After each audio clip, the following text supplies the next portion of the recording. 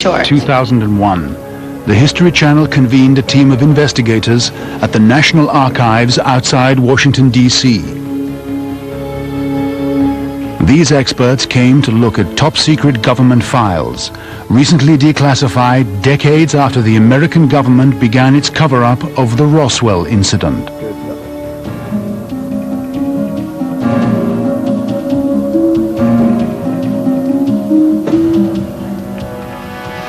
These boxes contain 17 notebooks, hundreds of photographs, transcripts and audio tapes of dozens of witnesses, and 22 films and videos.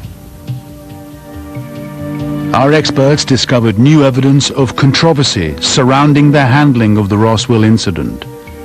Through these files, our experts retraced the steps of the government's own investigation. Finally, we get to look at the records that were generated by the researchers who were at the center of this story.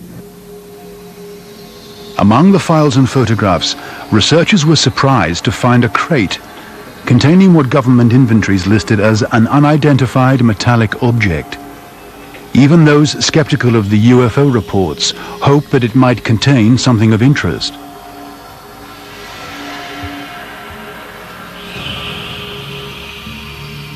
I hope to see some physical evidence. That's what's always missing. Maybe these newly declassified materials can explain what really happened in the desert outside Roswell, New Mexico in the summer of 1947.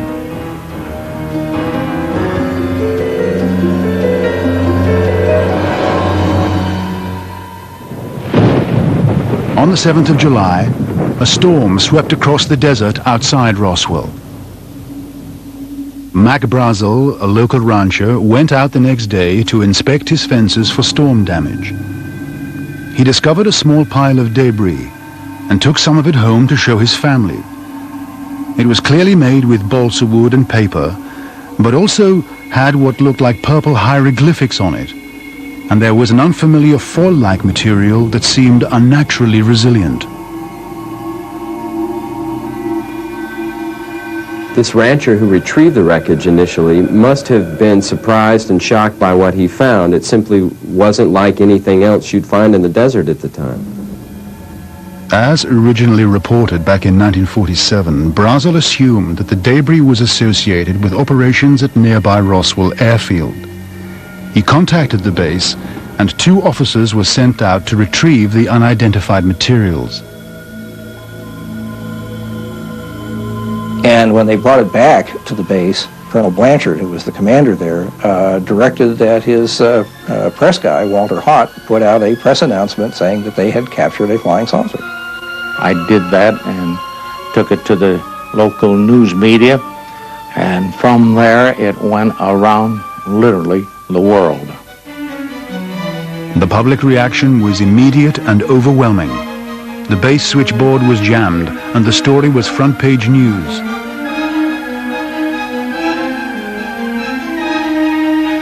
Once the news media started grabbing it, ooh-wee, telephone calls from morning to night and from night to morning. There was a tremendous amount of active interest, not just amongst the public, but in the government, in the military. They were very concerned. They thought people were seeing something real, and it was something that was intruding into our airspace, and they had serious concerns about it. Within hours, the material was flown to Fort Worth, Texas, for inspection by Air Force experts. Brigadier General Roger Ramey examined the debris. Immediately, he retracted the original press release, denying that the debris was evidence of a flying saucer. Instead, he said, the foil and balsa wood scraps were remnants of a reflective radar target from a weather balloon.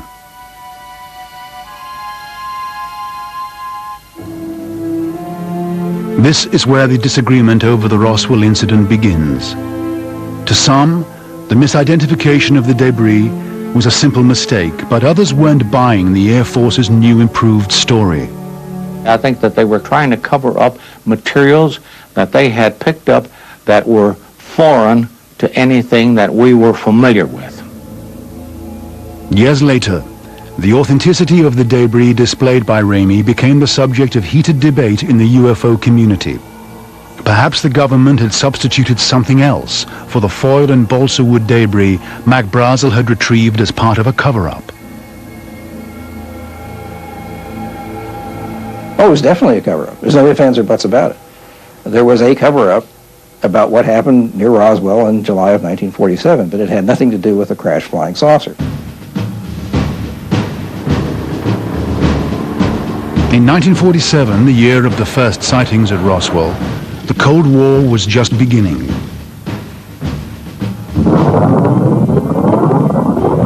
The Air Force was concerned that UFO reports might be evidence of a serious threat to national security. And so in 1949, they began investigating these sightings in earnest with Project Blue Book.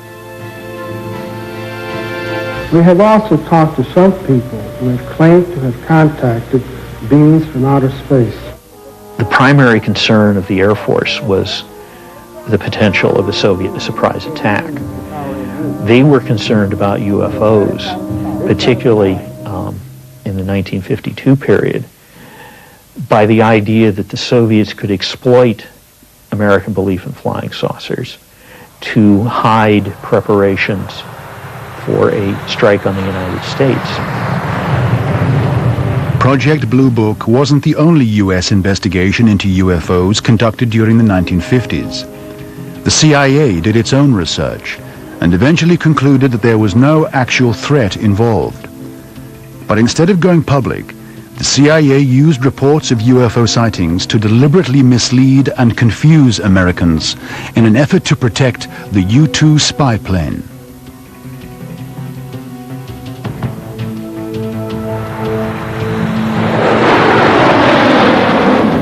The CIA for many years was testing its own high-altitude planes, spy planes that they wanted to keep secret from the public and from America's enemies.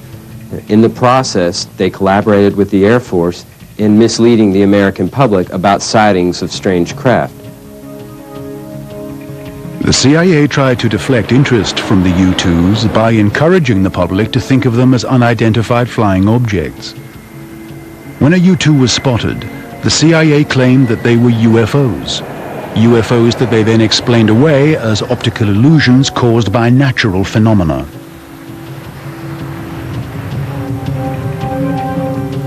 And in many cases, the explanations that came out were just so ludicrous that they perpetuated the myth that the government was lying and covering something up. We are your friends. We are your friends. But the CIA had underestimated public interest in UFOs. Their campaign backfired, fueling a storm of speculation that the government was hiding evidence of extraterrestrial encounters. Even more people became curious, nowhere more than in the case of Roswell.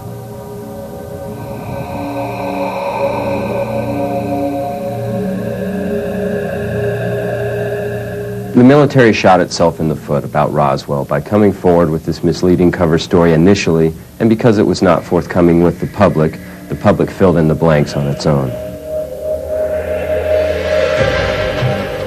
Eyewitnesses even came forward with new details of alien crash landings at Roswell.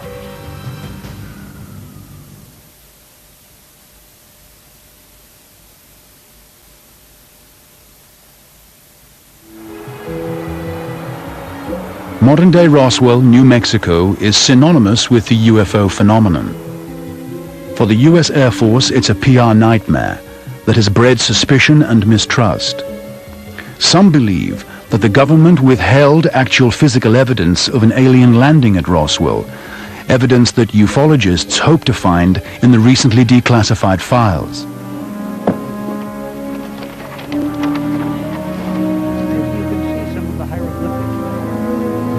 But this collection of files would never have been generated in the first place if not for an event that occurred in 1978, more than 30 years after the Roswell story first hit the headlines.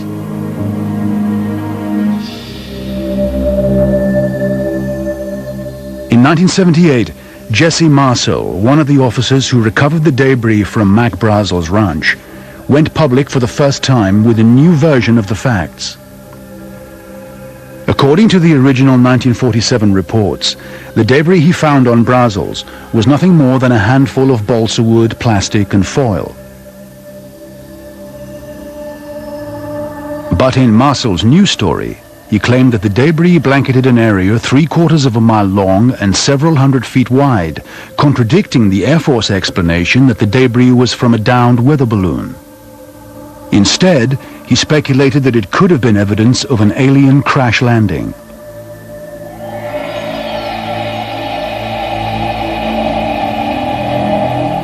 UFO researchers immediately began to dig deeper.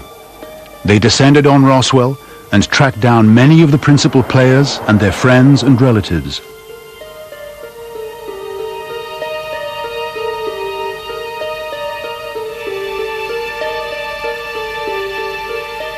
In the updated accounts, the two officers from Roswell Airfield who went to retrieve the debris were joined by a platoon of soldiers who combed the fields, picking up vast amounts of debris that were then trucked to Roswell Airfield and kept under the tightest possible security. According to these news stories, massive amounts of debris were airlifted in several large military transports to a secret location. As UFO researchers continued to dig, new witnesses came forward with details of a second crash site. Among them, Gerald Anderson, who was 5 years old at the time. Anderson told a fantastic tale of a discovery he made with his father and uncle while looking for rocks in the desert outside Socorro, New Mexico, about 200 miles from Roswell. In this video, discovered among the newly declassified materials, Anderson repeated his story to government investigators in 1991. There was a large silver disc-shaped object was embedded in the side of the ridgeline. I would estimate its size from an adult perspective to be something like 35 feet in diameter. When we got up to it, there were 4 bodies there. Not human. In Anderson's story, there were 4 aliens, 2 dead, 1 severely injured, 1 standing. He described the aliens as diminutive, not more than 4 feet tall, with large heads and long, thin limbs. He remembered their faces as strangely featureless.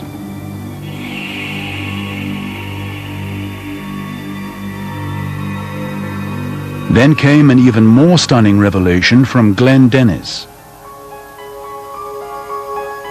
In 1947, Dennis was a mortician at the Ballard Funeral Home in Roswell. He told of driving an injured airman to the hospital at Roswell Airfield shortly after the initial discovery of debris on Brazils Ranch. Inside the hospital, Dennis claimed to have encountered a friend of his, an Air Force nurse called Naomi Maria Self. Well, she screamed at me, "Glenn, get out as fast as you can," because she says, "You're going to get in a lot of trouble. Get out as fast as you can." Dennis claimed that he was then confronted by a red-headed Air Force captain and a black sergeant who threatened him and then escorted him off the base. He said, "Get this SOB out of here." And then I got mad and told him go to hell, I was a civilian and all this. According to Dennis, he arranged to meet the nurse again the next day. In this second encounter, she gave him a graphic and disturbing account of the events that had driven her to hysterics. She said that she'd been called into the operating room by doctors who were conducting post-mortems on strange bodies.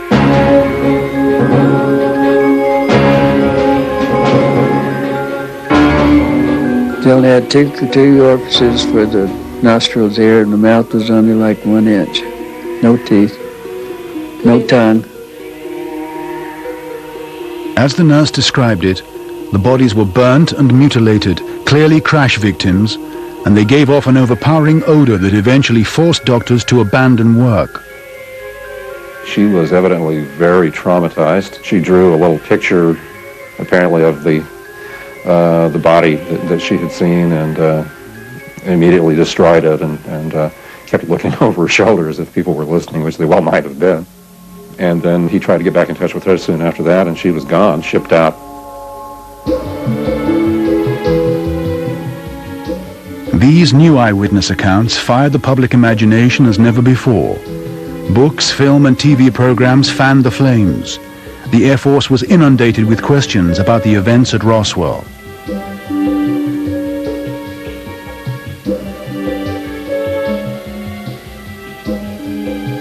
As the myth grew, they began to be driven nuts by requests for this kind of information, that kind of information. They wanted desperately to get this all behind them. As investigators combed the recently declassified materials, they discovered logbooks filled with detailed launch records, records of a top-secret project in 1947. These logs provide first-hand evidence of a project kept under wraps for almost 50 years, until this report on the Roswell incident was published in 1995. In it, the Air Force reveals for the first time that the weather balloon story was indeed a cover-up.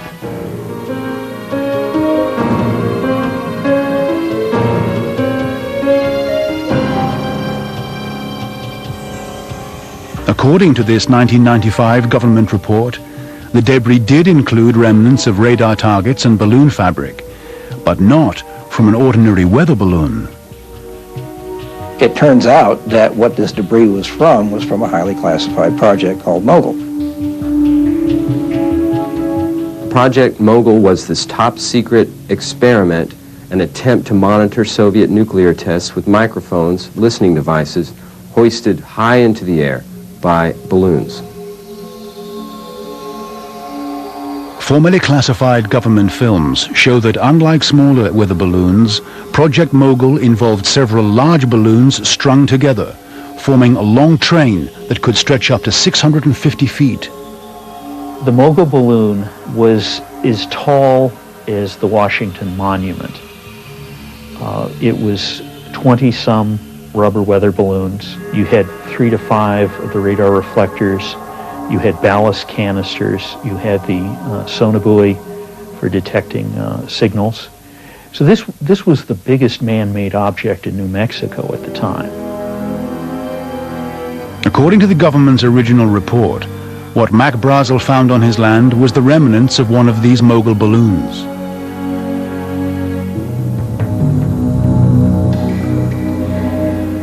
Deep inside a vault in the National Archives, this mysterious wooden crate was stored among the recently declassified file.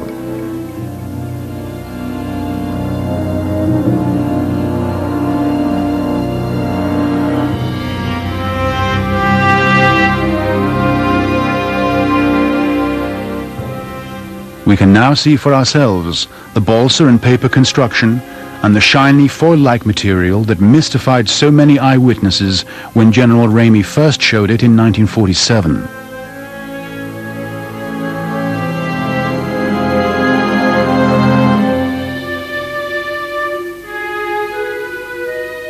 Most investigators, even those who believe that we have been visited by UFOs, are now convinced that a Project Mogul radar target like this one is at the heart of the Roswell mystery.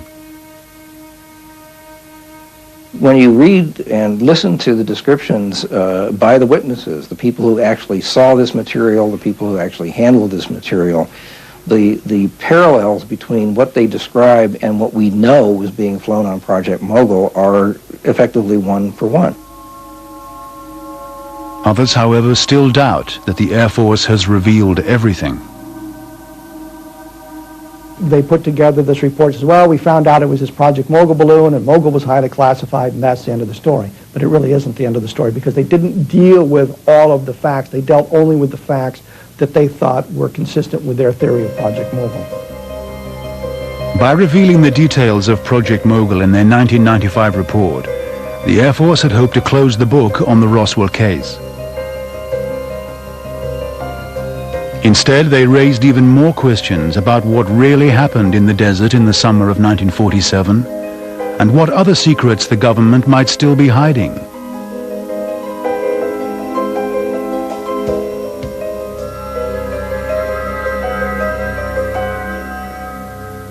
So the Air Force decided to prepare a second report, more detailed, more expansive, addressing more of the strange and fantastic stories that surround Roswell.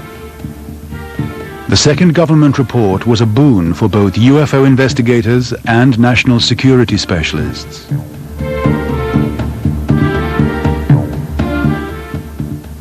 To explain the eyewitness accounts at Roswell, the U.S. Air Force was forced to release information and film footage on a wide range of top-secret projects. These files contain the nuts and bolts information about secret Air Force projects that span decades. We have the day-to-day details of top-secret balloon flights, of all manner of experimental craft that were tested in secret in the desert.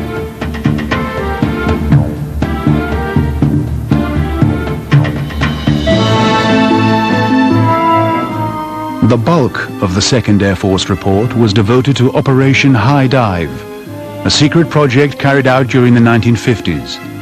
Operation High Dive was designed to test high-altitude parachutes using anthropomorphic dummies. The government claimed that these dummies could easily be mistaken for aliens.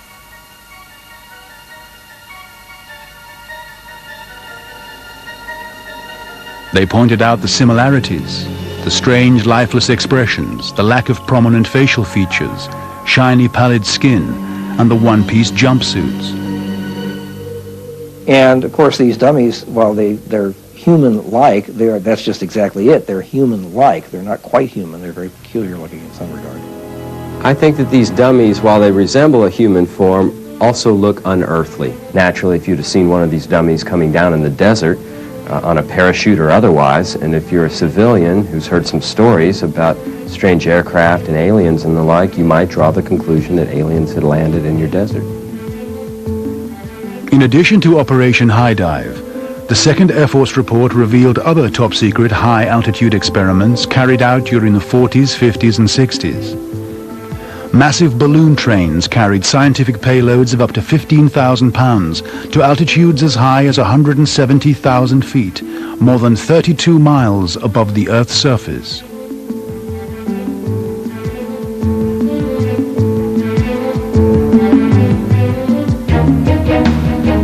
High-altitude balloons were also used to test atmosphere re-entry prototypes built by NASA. Some of these prototypes were capable of self-propulsion and guided landings. Even today, some of them seem otherworldly.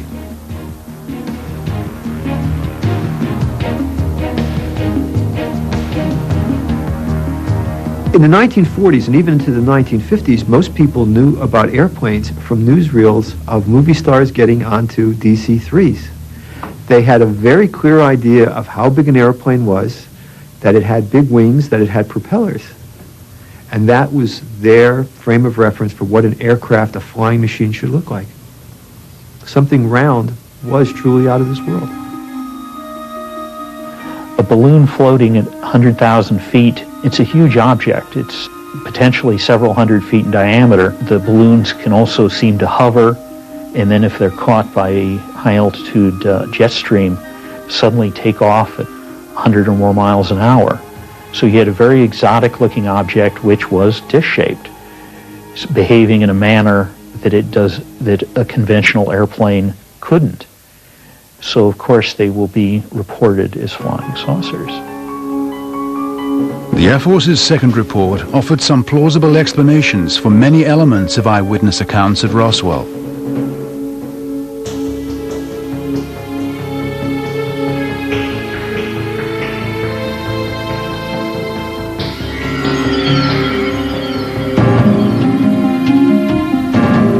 But it took independent investigators to reveal new evidence of top-secret projects that may explain some of the most dramatic claims of eyewitnesses.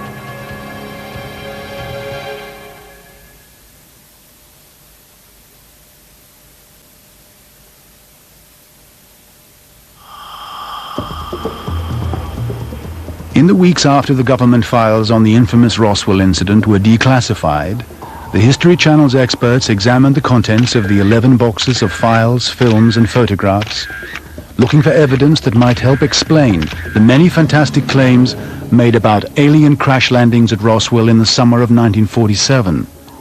Claims not fully accounted for in either of the Air Force's two official reports.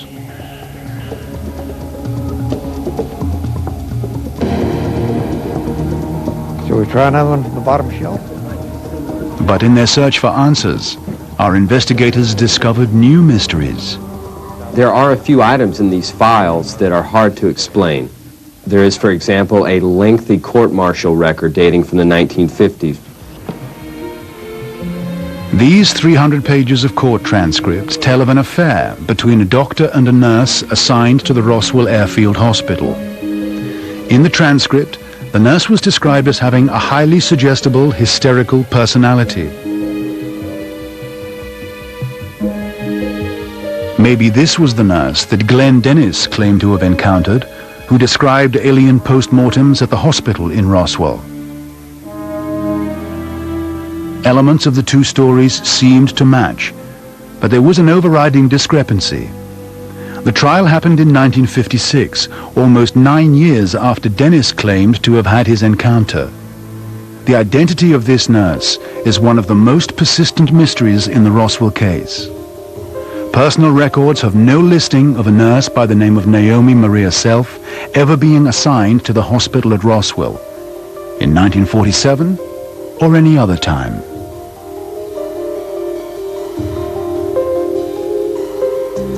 In its 1998 report, the Air Force speculated that Glenn Dennis had been lying or mistaken about the year he encountered the mysterious nurse, claiming that many details of Dennis's story could be explained by accidents that occurred as part of regular flight activities much later, in the 1950s. There was a crash of a KC-97 tanker taking off from the air base there at Roswell. And all the crew were killed and burned very, very badly. And a number of the bodies were brought to the base hospital at Roswell. And the descriptions of those bodies and what transpired when they were brought there matches very closely with the story that Glenn Dennis told about the alien bodies allegedly being brought in about 9 years before. The bodies were later taken to the Ballard Funeral Home where Glenn Dennis worked. Air Force investigators thought that Dennis drew on this experience to develop his story of alien bodies, supposedly told to him by the elusive nurse Self.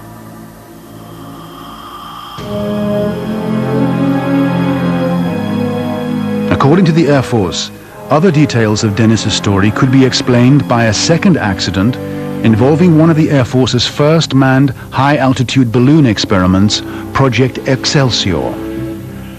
As shown in these recently declassified films, Project Excelsior was designed to test the effects of high-altitude parachuting on human subjects.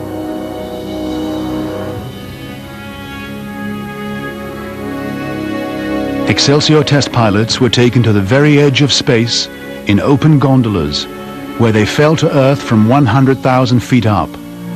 Led by a red-headed pilot, Captain Joe Kittinger, Excelsior was considered a high-risk assignment in which even low-level training flights could be hazardous. As yet another pilot, Captain Dan Fulgham, discovered on May the 21st, 1959. His flight that day was uneventful, but the landing didn't go as planned. The gondola tipped over, trapping Fulgham's head against the ground. Captain Kittinger accompanied Fulgham to hospital at Roswell. By the time they arrived, Fulgham's head was twice its normal size. At the hospital, the size of Fulgham's head was exaggerated further by a thick layer of bandages. His face was black and blue, and his eyes swollen shut. Aspects of this event, and the accident involving the crash of the KC-97, bear a striking resemblance to the details of Glenn Dennis's story. Even the later time period of these events could explain another glaring anachronism in Dennis's story. His allegations that the red-headed captain who threatened him was accompanied by a black sergeant. In July 1947, the Army Air Forces was not integrated. Like the rest of American society, it was segregated. There were separate black units. It was incomprehensible that a white officer would have a black sergeant. It becomes reasonable if what we are seeing is a description of an event which occurred later, after the then Air Force had become integrated. Even UFO believer Kevin Randall concedes that Dennis's accounts have been largely discredited, citing his own exhaustive search for the mysterious Naomi Maria self. And Glenn Dennis tells us the name of the nurse. So we've got to find the nurse. We're going through the records. Well, she's not in the yearbook. She's not in the base telephone directory. I went through the Roswell data record for the year of 1947. Couldn't find her mentioned. We went through the morning reports. We looked everywhere. We could find no record of a nurse with her name anywhere. And when Glenn Dennis was confronted with this, he said, well, I never told you guys the right name. So immediately his story falls to pieces. Despite the holes in Dennis's story, some UFO researchers still find the government's explanations for other eyewitness claims suspect. The crash test dummy thing was preposterous. For one thing, if you've seen the one that's at the UFO Museum, it's 6 feet tall. I don't see anybody can make a mistake like that. You know, people that were at the crash site, you know, and said that the bodies were diminutive. I don't see how anybody could make a mistake of that kind. There are many UFO researchers who are not persuaded by these Air Force reports. These researchers remain convinced that we're not getting the whole story, and they have a sound basis for that speculation, given that the government has not told the full truth about UFOs for many decades. But now the files have been declassified, and it's possible to conduct a first-hand analysis of the original historical documents from the period.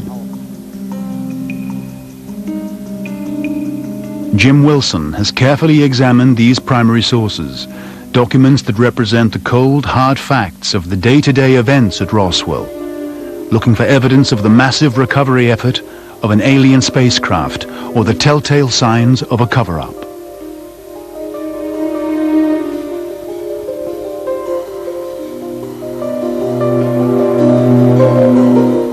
And this is where the records, the declassified records, are very useful. Let me give you an example.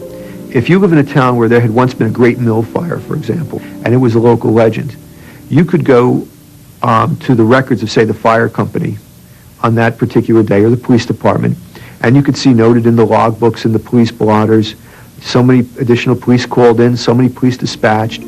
When you look at the officer day reports for what was happening at the Roswell Army Airfield, you see no disruption in the normal activity. As pedestrian as they may seem, these detailed and seemingly authentic logbooks may be the most important piece of evidence. They provide the simplest but most eloquent argument in support of the government's case. But UFO investigators still claim that there is much to be learned about what really happened at Roswell.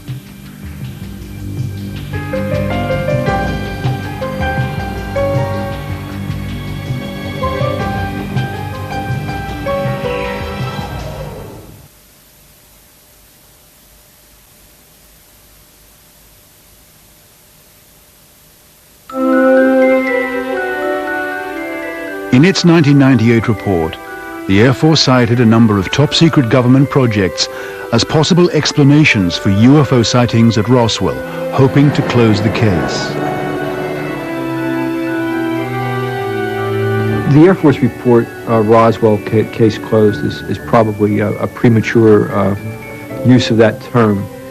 It certainly doesn't close the case on all of the UFO sightings. And as we found out in doing our own stories, there were many projects that were involved with the UFO phenomenon that the story doesn't even vaguely address. Among these files and other recently declassified materials, our experts have found extensive evidence of other top-secret government projects which help explain some of the strange stories told by eyewitnesses of UFO crash landings. But in its 1998 report, the Air Force makes only one brief mention of space biology experiments associated with the testing of high-altitude balloons.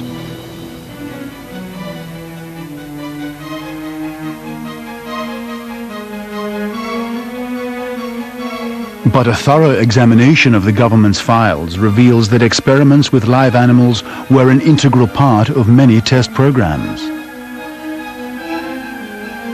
These experiments on space biology began with animals. Mice, monkeys, other creatures were jettisoned up into the sky.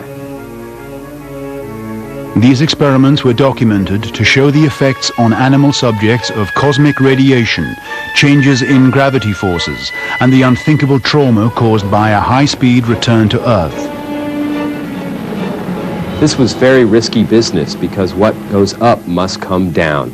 Many of these animals met their deaths in the desert as a result of their participation in these experiments. Perhaps the alien survivors spotted by eyewitnesses were actually primates used in space biology experiments.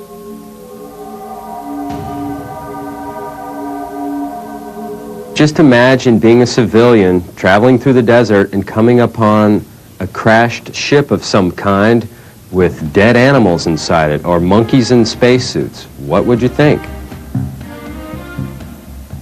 Aerospace historian Jim Wilson has found evidence of several other top-secret projects never revealed in the Air Force reports. These include a covert project in which the Air Force designed a 40-foot flying saucer, a craft with the potential to rain nuclear destruction on the Soviet Union.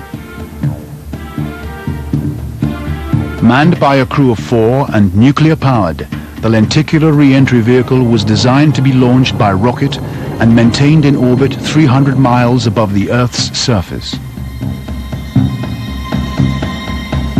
We believe that a large number of the UFO sightings that happened in the 50s and through the 60s may have been involved with this type of technology. And this type of technology may also, for example, explain those cases where people show up with radiation burns after seeing unusual things in the sky. Jim Wilson and other prominent members of the scientific community now believe that Project Mogul, Operation High Dive, Project Excelsior, and the lenticular re-entry vehicle are just the tip of the iceberg. They predict the government has carried out many other top-secret projects in the skies over the New Mexico desert since the 1940s.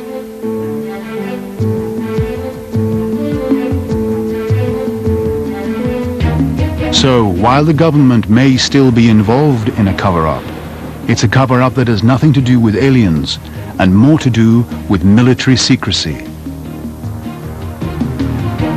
Despite the continuing controversy about Roswell, more and more experts do agree on one thing, that the evidence to prove an alien presence at Roswell probably does not exist. If a saucer had crashed at Roswell, you would have seen evidence in national security policy of an effort to do something about it. You would have seen the development of countermeasures, you would have seen the development of detection devices, and there would have been a whole focus on the problem of the possibility of alien invasion from another planet.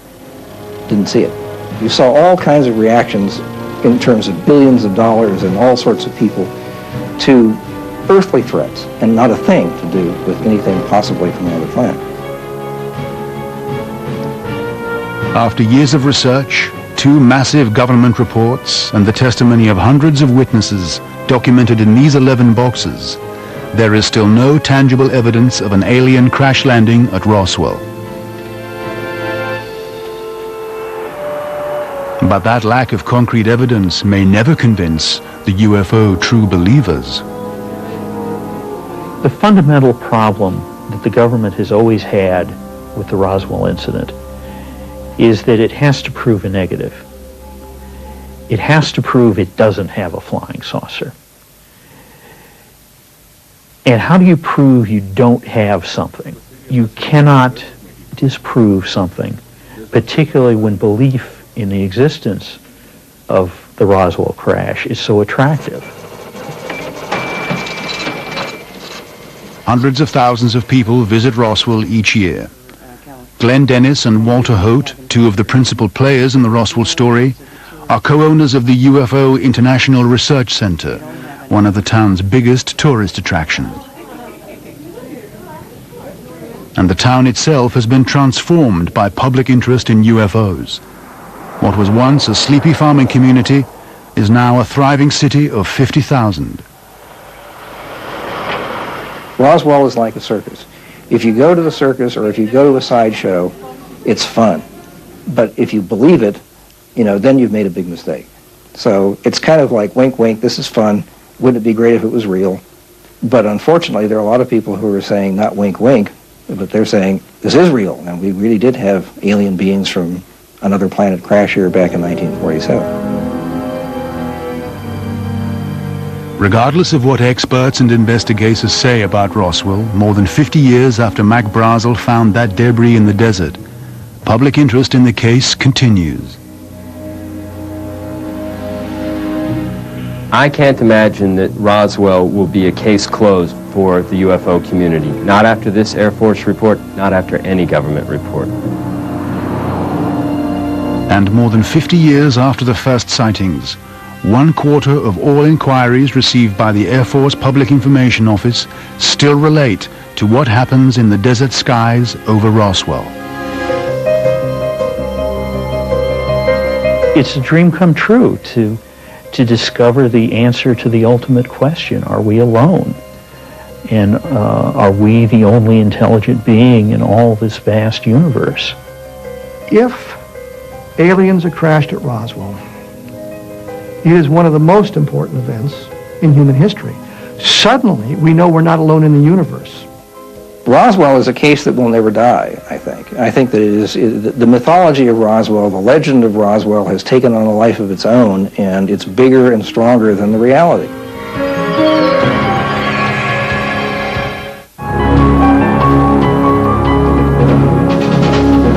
The sky is red as alien encounters of the Russian kind are examined tomorrow at 6 when Soviet UFO secrets are revealed.